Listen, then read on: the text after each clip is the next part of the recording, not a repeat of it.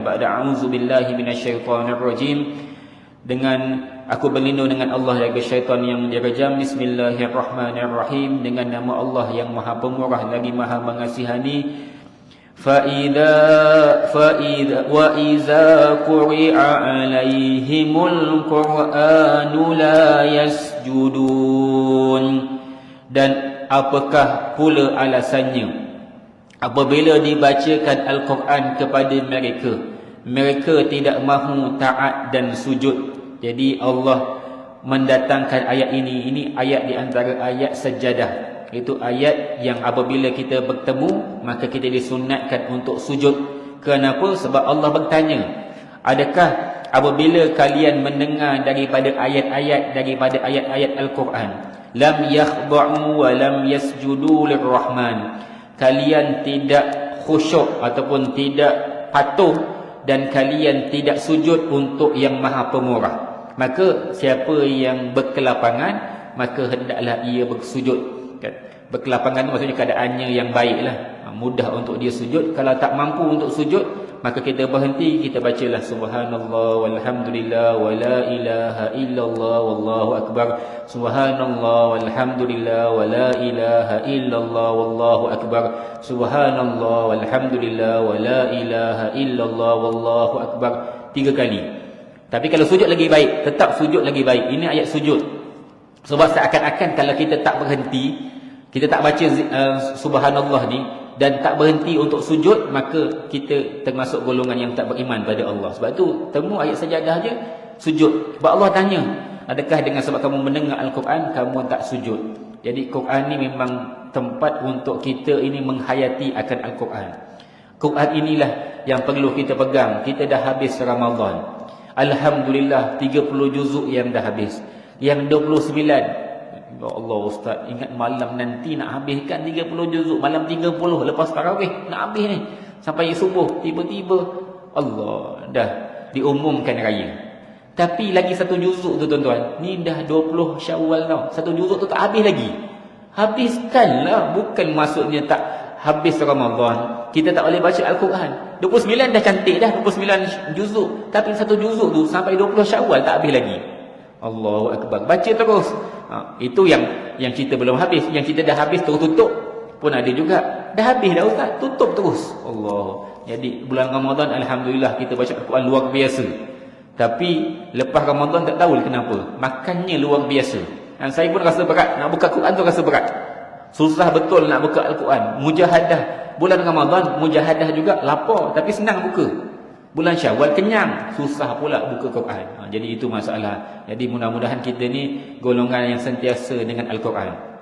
Kan? Kita doa pada Allah, waghzuqna tilawatahu ana al-laili wa atrafan nahar. Dan rezekikan kepada kami membacanya wahai Allah, ana al-laili, sepanjang malam, wa atrafan nahar, dan sepanjang siang. Kita minta dengan Allah. Bagaimana kita dah sebut dah sebelum daripada ini, bagaimana kita dengan Al-Quran? Sebagaimana kita dengan handphone. Senang kan? Macam mana dekat Al-Quran? Sebagaimana dengan handphone. Senang. Itu sebab ulama dulu tak bahas tentang ini. Tapi kita ni handphone tertinggal, patah balik ambil. Handphone tak ada, tak boleh kita mesti. Dulu alasannya nak scan MySejahtera. Dia tak boleh tinggal handphone nak scan MySejahtera. Dia tak payah scan ni, tinggal handphone, patah balik juga kan? Sebab ada benda lain. Kita punya duit semua dalam handphone kan? Duit dah tak ada dalam poket dah, semua dalam handphone je. Senang sekarang. Tapi pastikan kita melebihkan Al-Quran daripada melebihkan yang lain-lain. Dan kemudian Allah kata, balil ladina kafaru yukadzibun. Tidak ada satu alasan pun, bahkan orang-orang kafir semata-mata mendustakannya. Iaitu itulah akan tabiat semula jadi golongan kafir, mendustakan dengan sungguh-sungguh pendustaan.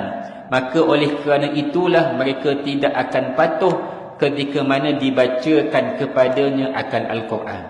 Jadi Rasulullah baca Al-Quran, mereka mendengar Al-Quran, dan Al-Quran diturunkan dalam bahasa mereka. Mereka lebih faham Al-Quran, mengetahui isi kandungan daripada Al-Quran. Tapi mereka memang takkan patuh. Mereka pasti akan mendustakan ayat-ayat daripada Allah Subhanahu wa taala.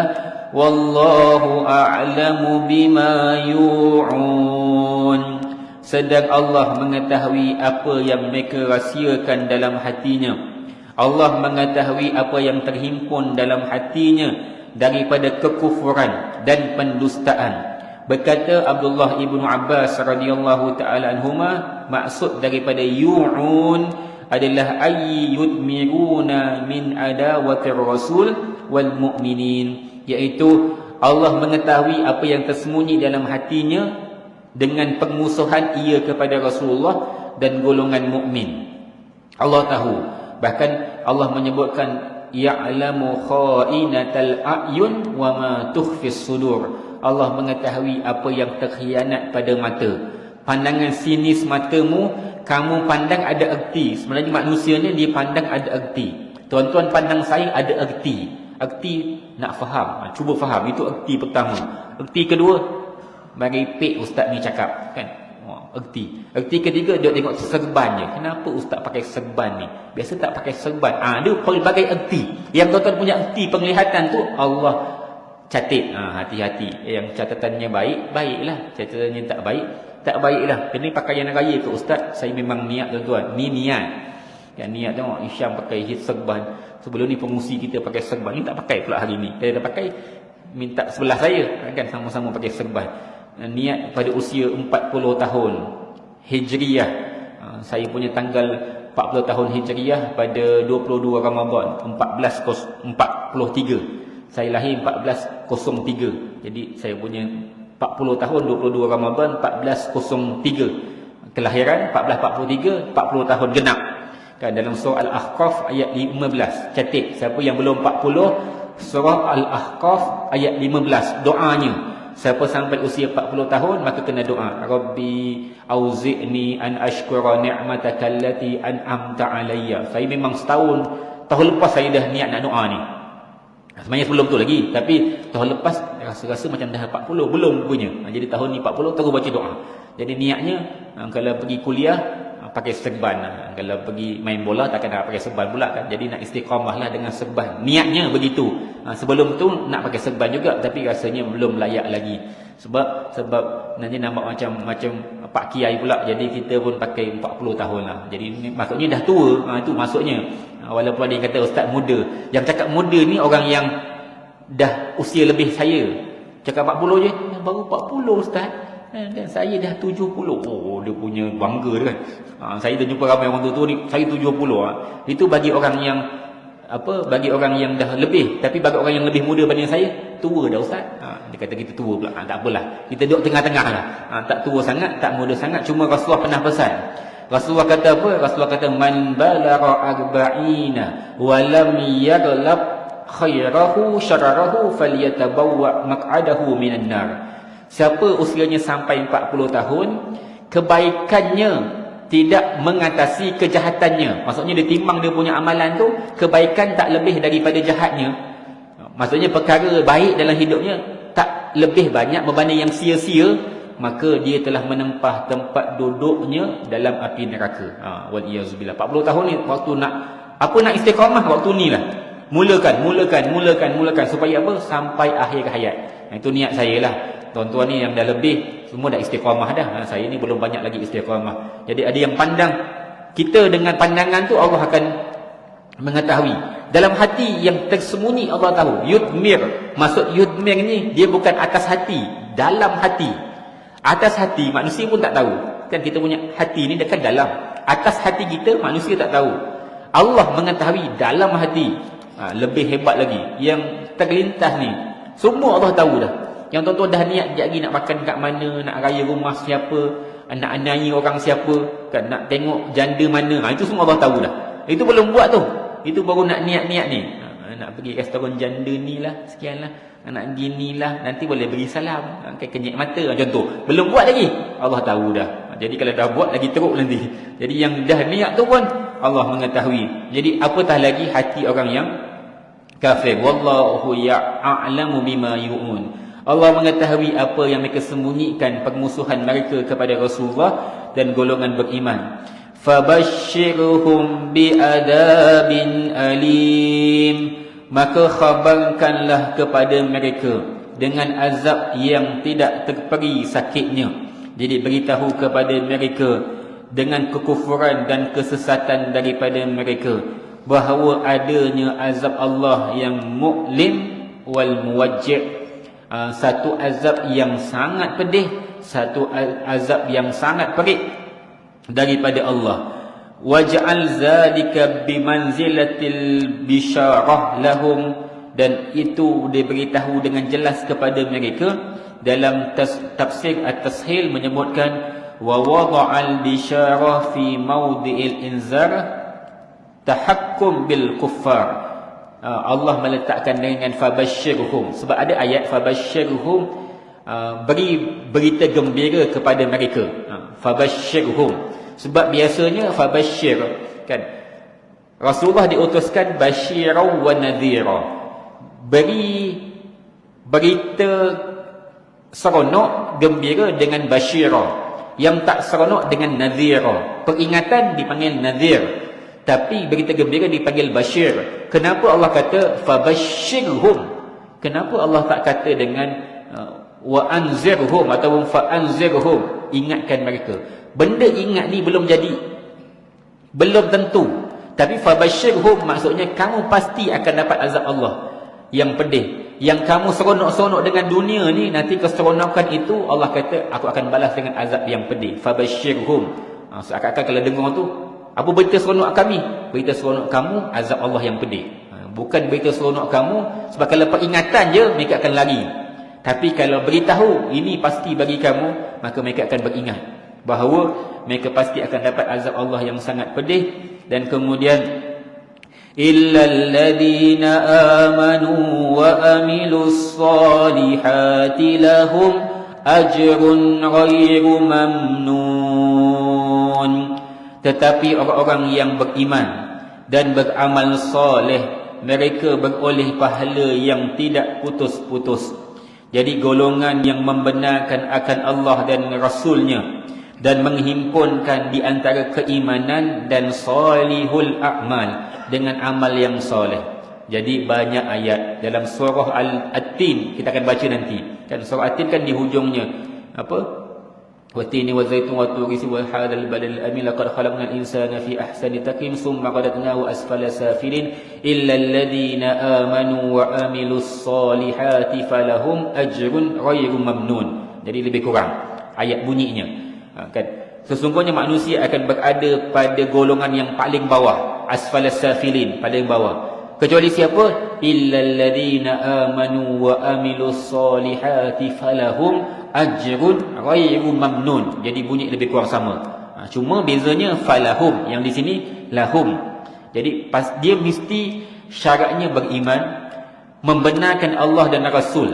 Apa sahaja yang datang daripada Allah dibenarkan, apa yang datang daripada Rasul dibenarkan. Sebab itu jumhur mana-mana mazhab, sama ada Imam Syafi'i, Imam Hanbali, Maliki, Hanafi, semuanya pertama dan kedua sama. Sumber dia punya sumber rujukan kepada hukum hakam agama, pertama Al-Quran, yang kedua As-Sunnah, hadis.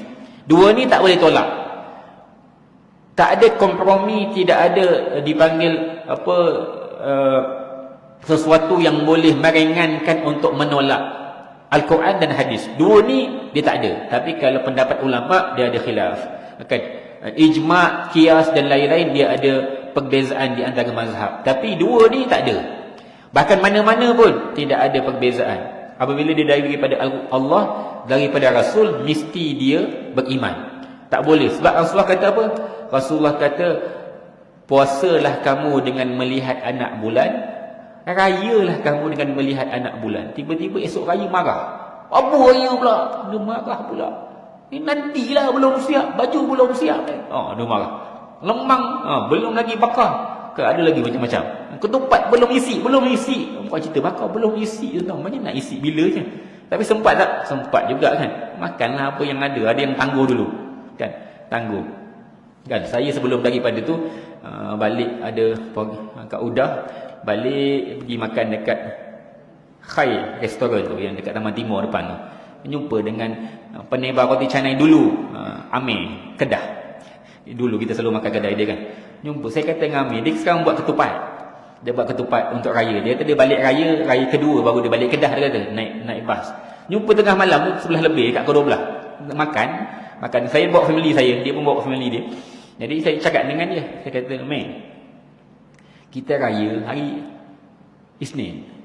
Saya sebut dengan dia, saya raya, "Ustaz jangan main-main lah Ustaz, saya ni lah buat ketupat. Kan orang order untuk raya." Saya kata, "Stand by." Memang saya pesan dengan dia, saya punya rasa raya Isnin, saya punya rasa kan. Tapi kalau salah jangan salahkan, memang saya punya rasa untuk standby. Jadi betul. Jadi saya punya ceramah mana-mana saya sebut saya punya rasa raya Isnin. Jadi perasaan yang saya ada tu saya bagi tahu dekat orang, kongsi. Saya kata untuk standby. Tak tahulah, saya tak tanya dengan dia. Dia punya macam mana. Dia kata, "Ustaz, kalau betul Isnin raya memang kelang kabut saya." Kan? Sebab orang order banyak untuk raya pertama. Tu dia punya pasal lah kan, dia punya, semua saya dah pesan. Jadi nak sebut bahawa kita kena beriman bahawa melihat, dan untungnya pada tahun ini kita melihat anak bulan. Memang anak bulan itu nampak, maka tidak ada khilaf di kalangan para ulama, apabila nampaknya anak bulan mesti kena raya, tak boleh kita tanggung. Cuma selama ini di Malaysia tak nampak. Dah 40 tahun, dah 30 tahun lebih, 40 tahun dah memang tak nampak. Jadi apabila tak nampak, ulama kita dia buat satu ketetapan, kita mengutamakan kiraan. Maksudnya kira, sebab tak nampak. Yang selama ni tuan-tuan puasa 29 hari, bukan kerana nampak anak bulan sebab kiraannya 29. Yang sebelum-sebelum ni kita puasa 29 bukan kerana nampak anak bulan, tak, kerana kiraan. Tapi tahun ini Allah bagi nampak. Kan seronok tu, nampak dekat Labuan dengan Langkawi nampak.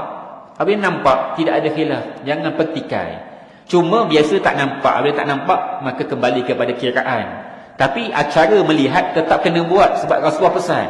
Rasulullah kata, nak puasa lihat anak bulan, nak raya lihat anak bulan. Sama ada raya Idul Fitri ataupun Idul Adha. Idul Adha orang tak kisah sangat pula kan. Jadi yang nanti dah ada Idul Adha pun akan lihat anak bulan, walaupun rayanya 10 Zulhijjah. Tetap lihat anak bulan untuk menentukan bila 1 Zulhijjah. Jadi acara melihat itu dibuat sebab itu daripada arahan dan hadis daripada Rasulullah. Jadi yang beriman dia tahu, dia tenang ni. Yang tak beriman kelang kabut. Jadi kelang kabut macam-macam. Ada yang malam tu shoot terus balik Perlis, balik Kedah. Sebab apa? Memang dah niat nak bagi raya dekat kampung. Jadi apa boleh buat, yang itu yang dia buat. Jadi alhamdulillah kita ni kena beriman dengan Allah dan beriman kepada Rasulullah. Tapi iman itu mesti diterjemahkan dengan satu lagi, iaitu wa'amilus solihat, dengan tindakannya beramal. Mustahil seseorang itu beriman kalau tidak ada amal padanya. Kita lihat balik apa yang kita beramal kan. Rasulullah pesan untuk kita ni pergi solat subuh bagi jamaah, maka kita beriman pergi solat subuh bagi jamaah. Rasulullah pesan dengan cari rezeki yang halal, kita beriman. Allah pun pesan apa, kulu washrabu, apa, Allah pesan kulu minat tayyibati ma razaqnakum, makanlah kamu daripada rezeki yang baik, iaitu halal. Maka kita makan rezeki yang halal, cari rezeki yang halal, pastikan yang halal. Maksud daripada beriman menterjemahkannya kepada amal. Apabila sebut beriman mesti Allah kata wa amilus solihat, dengan amal-amal yang banyak daripada kebaikan, bukan amal sikit. Amal ni tak boleh sikit, dia mesti banyak. Maka sebab itu siapa yang beriman dia mesti adanya amal. Tak cukup iman di hati, sebab hati tak terlihat. Yang tahu siapa? Allah. Terjemah kepada iman mesti dengan tindakan. Oh, dia itu amal soleh, maka dia punya terjemahan kepada iman dia mesti dengan tindakan amal soleh. Maksud amal soleh melakukan segala suruhan daripada Allah, meninggalkan apa yang dilarang oleh Allah. Sebab ramai orang kadang-kadang beranggapan maksud amal soleh melakukan amal baik, akhirnya dia buat benda baik. Tapi dia lupa amal soleh juga adalah meninggalkan maksiat. Maksiat tetap dia buat juga. Allah kan, ramai orang yang tak berbuat baik tapi tetap buat baik kan, dengan sedekahnya, dengan solatnya, dengan sekian-sekian punya kebajikan, tapi malangnya maksiat mesti tak tinggal. Jadi pastikan melakukan amal soleh dengan mentaati perintah Allah dan meninggalkan larangan Allah. Apa kesan daripada apa yang dibuat? Maka Allah kata lahum ajrun ghairu mamnun, iaitu kepada mereka pahala Allah nanti di akhirat ghairu manqus wala maqtu' bal huwa daimun mustamir. Dia adalah sesuatu pahala yang tidak akan kurang dan tidak akan terputus. Dia dapat balasan daripada Allah daim, sentiasa, mustamir, berterusan. Maka siapa sahaja yang buat, lepas tu kita sebut tadi tentang pahala puasa 6. Tuan-tuan buat apa pun amalan, tidak ada kurang, tidak ada terputus, berterusan. Allah simpan. Allah simpan rapi daripada mula kita beroleh pahala sehingga pada waktu ini masih pahala itu tertulis dan tercatat oleh Allah. Allah simpan baik. Tapi harta tuan-tuan simpanlah banyak mana, baik mana, itu pun dah banyak kes-kes kadang-kadang dia dalam akaun kurang. Kan? Tengok-tengok dekat ATM, aku punya bukan sikit, bukan sikit. Kan bank pun tersilap sampai bank minta maaf tersilap. Ini bukan tak berlaku, berlaku. Sekarang ni kita guna cashless. Maksud cashless, perbelanjaan tanpa tunai. Tuan-tuan takkan guna tunai. Tuan-tuan pergi parking sekarang pun semua touch and go je. Ataupun e-wallet. Kita nak masuk, mana tempat tiket? Tak ada tempat tiket. Jadi akhirnya terpaksa juga ada juga duit. Kita semua guna handphone ke, guna apa ke, akhirnya kita tak nampak duit tunai tu. Nampak? Tak nampak. Betul ke ada duit?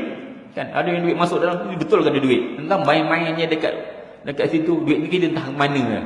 Jadi sebab itu kena tengok balik. Jadi apa pun yang kita buat, ini tengah mula nak berlaku krisis makanan, krisis bekalan makanan. Ini dah diberitahu oleh ulama sekian lama dah. Cuma kita ni kadang-kadang bila ulama beritahu je, ustaz bukan bidang ustaz. Ni bidang ekonomi. Apabila dia beritahu oleh orang alim, orang yang kita tahu amalnya baik, kita tahu orang itu memang orang yang kita boleh dengar kata-katanya, walaupun dia bukan pakar dunia, tapi lihat balik, kadang-kadang Rasulullah kan pesan, ittaqu firasatal mu'min fa innahu yanzuru bi nurillah wa yantiqu bi taufiqillah. Kamu kena beriman dengan firasatnya orang beriman. Takuti kamu, takwalah kamu kepada firasat orang beriman. Kenapa? Sesungguhnya fa innahu yanzuru bi nurillah. Dia itu melihat dengan cahayanya Allah. Wa yantiqu bi taufiqillah, bercakap dengan petunjuk daripada Allah. Rasulullah pesan, apabila Rasulullah pesan, kita beriman dengan Rasulullah tak? Boleh jadi ustaz ni cakap betul. Boleh jadi dia pun bukan minta kita ni percaya bulat-bulat, tapi kadang-kadang dia cakap tu sebab Allah bagi firasat. Allah bagi rasa, Allah bagi rasa. Kenapa Allah bagi rasa? Supaya kamu pesan. Kan kamu pesan, kan? Saya Allah bagi rasa, saya pesan. Raya Senin, saya pesan.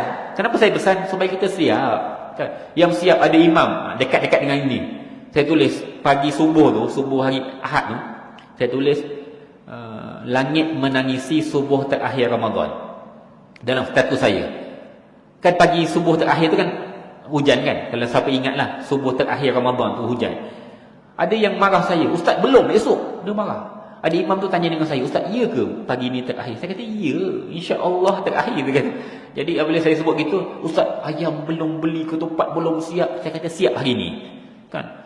Jadi malam tu umum raya dia ucap terima kasih dengan saya. Kata ustaz terima kasihlah ingatkan saya. Kata tak beli ayam kan. Jadi syukur alhamdulillah. Jadi kita ni beritahu bukan sebab kita ni orang hebat tak. Cuma Allah dah bagi kita rasa, sampaikanlah. Dan tak ada mudarat pun kalau dia sedia, kecuali kalau dia pesan tu benda mudarat. Kan? Kamu balik ni, pergi raya sekarang ataupun dipaksa. Jadi perkara ni jangan. Jadi apabila dipesan begitu, ulama pesan dah akan berlaku krisis makanan, akan berlaku masalah global. Ni sekarang ni tengah mula. Tuan-tuan pergi mana-mana orang jual ayam, jual apa-apa dah mula mahal.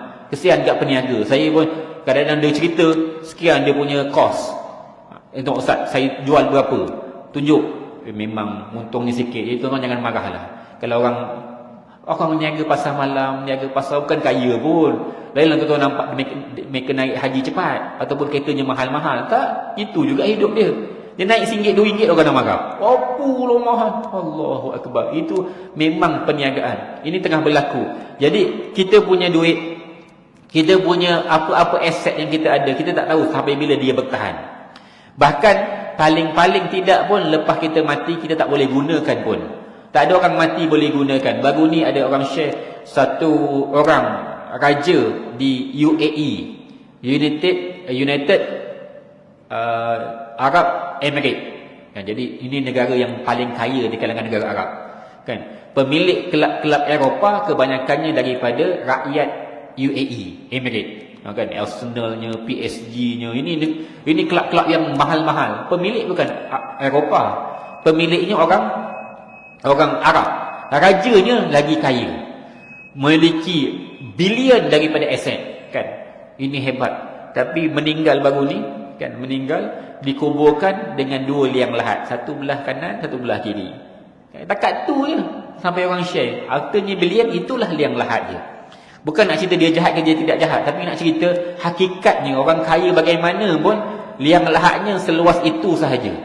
Dia tetap ditanam di dalam bumi, bukan ditanam di atas bumi. Kan? Tetap dia akan ditanam dengan keluasan begitu sahaja, walaupun tanahnya banyak. Kita yang tak ada harta sama je, kan? Kita ni mati sama, kan? Tak, kalau saya mati saya tak ada harta macam mana pula, kan? Orang kaya mati begitu, orang miskin mati pun begitu, sama. Naik van jenazah juga sama. Jangan risau. Yang menggali ke penggali kubur juga yang sedang sekarang ni tengah siap standby, kan? Asal dapat call je terus pergi. Dia gali. Kan kalau ada JCB dia gali sekali 3 lah, 3 4. Senang kata. Nanti esok nak panggil lagi JCB. Rupanya betul. Kan kita tengok dia dah sedia hilang lahat banyak dah. Esok penuh lah. Cepat pula orang mati. Itu kita kejap lagi. Tinggal esok lusa je. Jadi sama. Dalam Islam, itu hebatnya agama Islam. Kaya bagaimana, miskin bagaimana, itulah liang lahatnya. Sama keluasannya. Tak ada beza. Kaya ke, tak kaya ke, tak ada beza. Itu liang lahatnya. Bahkan tak boleh pilih pula. Ada yang nak pilih. Saya nak kubur bumi kat sini. Tak boleh pilih. Kawasan mana? Nanti kena marah dengan imam. Dan imam marah. Kau senang-senang je nak duduk di sini. Antau sini boleh imam. Tengok. Jadi hakikatnya begitulah kita. Kan? Tak ada pula sampai dekat perkuburan Kangkau Pulai ke, perkuburan Impian Emas ke, perkuburan baru yang kita nak buka nanti dekat Selong. Yang dekat Selong tu yang kita akan buka nanti 30 ekar. Itu sebenarnya daripada tanah UAE, tanah UAE lagi. Tanah UEM. Dia lebih kurang UEM Sunrise. UEM punya, kan dia buka perumahan dekat Nusa Jaya. Patutnya di Nusa Jaya mereka kena sediakan kubur. Tapi sebab tak ada tanah yang sesuai, maka dia bagi duit dekat Majlis Agama Islam Negeri Johor, kita beli tanah.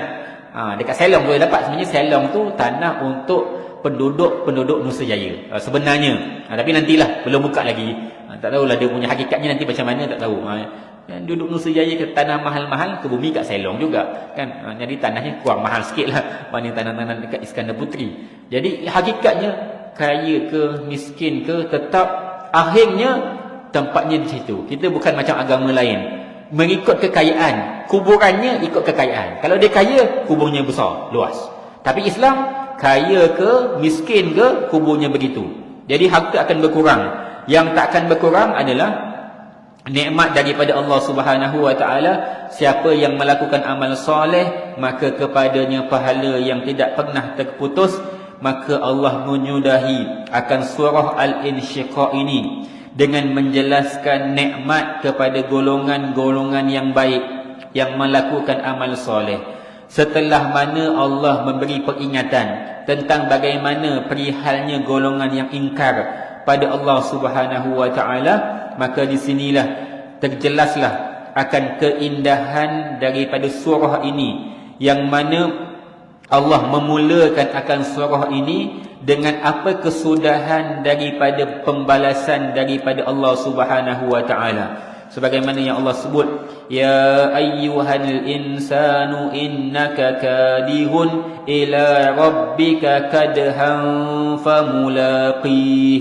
Jadi Allah menyatakan pada ayat yang ke-6, wahai manusia, sesungguhnya engkau sentiasa berpenat lelah menjalankan keadaan hidupmu dengan sedaya upayamu sehingga semasa engkau kembali kepada Tuhanmu, kemudian engkau tetap menemui balasan apa yang engkau telah usahakan itu tercatat semuanya. Ayat ke-6 Allah datangkan begini.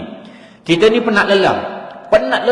Orang lain open house, makan banyak, kita puasa 6 pula. Ada yang kita puasa, ustaz tak payah puasa dah ustaz, jom makan. Dia punya godaan kan banyak lagi gitu. Panjang lagi Syawal. Ya Allah, ni syaitan yang berjalan. Nampak syaitan ni. Suruh kita makan. Kan? Kita kata, ya Allahu Akbar. Ini kita nak niat puasa ni kadang-kadang dia punya dugaan kan. Yang straight lagi hebat. Kan? Tuan-tuan yang straight Alhamdulillah. Tapi ada orang dia pandai. Dia straight tu sebelum naik pejabat. Kan? 2 hari bulan sampai 7 hari bulan. Jadi tak ada godaan. Tuan-tuan yang godaannya tu kat pejabat tu.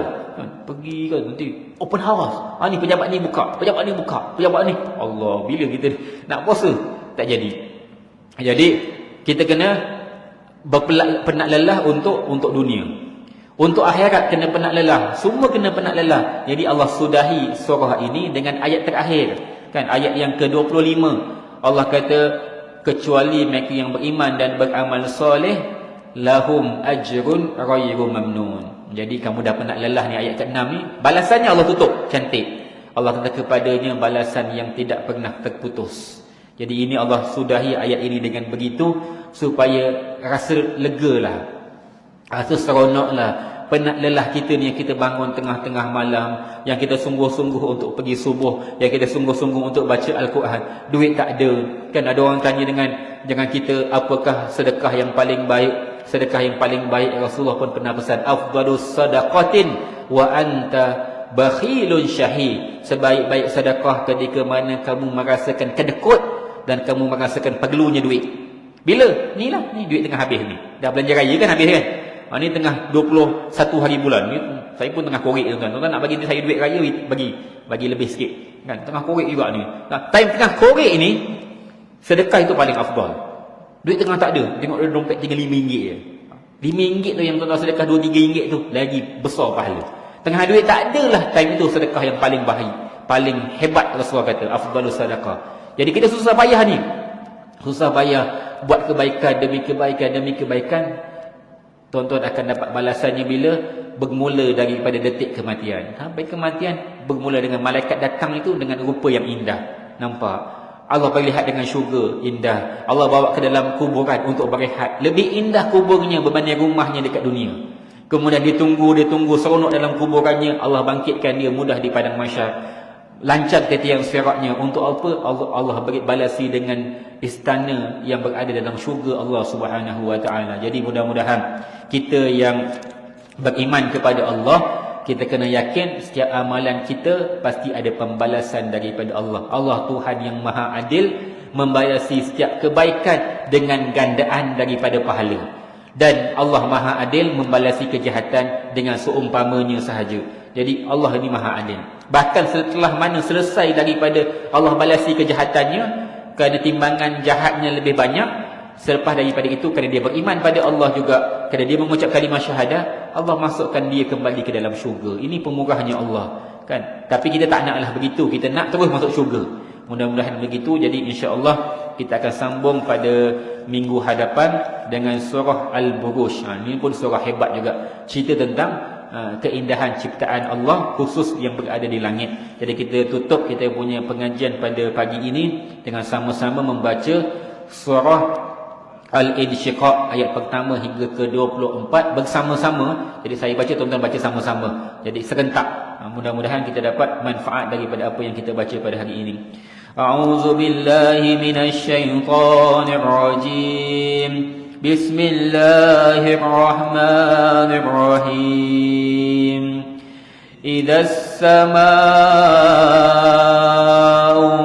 syaqqat وأذنت لربها وحقت وإذا الأرض مدت وألقت ما فيها وتخلت وأذنت لربها وحقت يا أيها الإنسان إنك كادح إلى ربك كدحا فملاقيه فأما من أوتي كتابه بيمينه فسوف يحاسب حسابا يسيرا وينقلب إلى أهله مسرورا وأما من أوتي كتابه وراء ظهره فسوف يدعو ثبورا ويصلى سعيرا إنه كان في أهله مسرورا إنه ظن أن لن يهور بلى إن ربه كان به بصيرا فلا أقسم بالشفق والليل وما وسق والقمر إذا اتسق لتركبن طبقا عن طبق فما لهم لا يؤمنون وإذا قرئ عليهم القرآن لا يسجدون سبحان الله الحمد لله ولا إله إلا الله والله أكبر سبحان الله الحمد لله ولا إله إلا الله والله أكبر سبحان الله الحمد لله ولا إله إلا الله والله أكبر بل الذين كفروا يكذبون والله أعلم بما يوعون فبشرهم بعذاب أليم إلا الذين آمنوا وعملوا الصالحات لهم أجر غير ممنون صدق الله العظيم اللهم ارحمنا بالقرآن واجعله لنا إماما